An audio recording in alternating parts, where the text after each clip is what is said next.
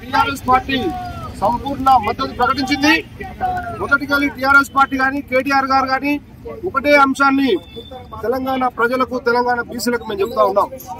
9th షెడ్యూల్లో ఇది చేర్చకుంటే 9th షెడ్యూల్లో ఇది పెట్టకుంటే పార్లమెంటు ఆమోదం లేకుంటే ఈ బీసీ రిజర్వేషన్ అనేటువంటిది కేవలం రాజకీయాల కోసం వాళ్ళు మాట్లాడుతున్న అంశం తప్ప ఇది నిజంగా బీసీలకు పనికొచ్చేది కాదని ఆనాటి నుండి నేటి వరకు టీఆర్ఎస్ పార్టీ మేము చెప్తా ఉన్నాం.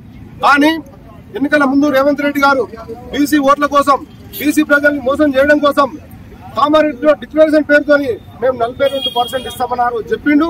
కానీ ఈ రోజు ఏదైతే చట్టసభలలో జరగాల్సినటువంటి ప్రక్రియ జరగకుండా పార్లమెంట్ లో చట్టం లేకుండా 9th షెడ్యూల్లో దీన్ని చేర్చకుండా ఇది కేవలం బీసీలను మోసం చేసే చర్య తప్ప ఇది నిజమైనటువంటి చర్య కాదు. తొందరపాటు చర్య. హైకోర్టులో పెండింగ్ ఉంటుంది, సుప్రీంకోర్టులో పెండింగ్ ఉంటుంది. హడావుడిగా ఎన్నికల షెడ్యూల్ ను పెట్టి 41 జీవో తెచ్చి ఈ విధంగా ప్రజల్ని దగా చేసిండు.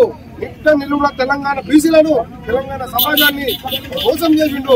మోసం చేసినటువంటి కాంగ్రెస్ పార్టీని మోసం చేసినటువంటి రేవంత్ రెడ్డికి తెలంగాణలో ఉన్నటువంటి బీసీలంతా బుద్ధి చెప్పాల్సిందిగా మేము విజ్ఞప్తి చేస్తా ఉన్నాం.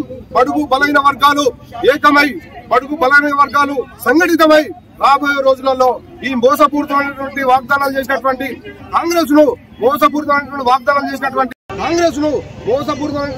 చేసినటువంటి రేవంత్ రెడ్డిని రాబోయే రోజులలో ఎండగట్టాల్సిందిగా మేము విజ్ఞప్తి చేస్తా ఉన్నాం.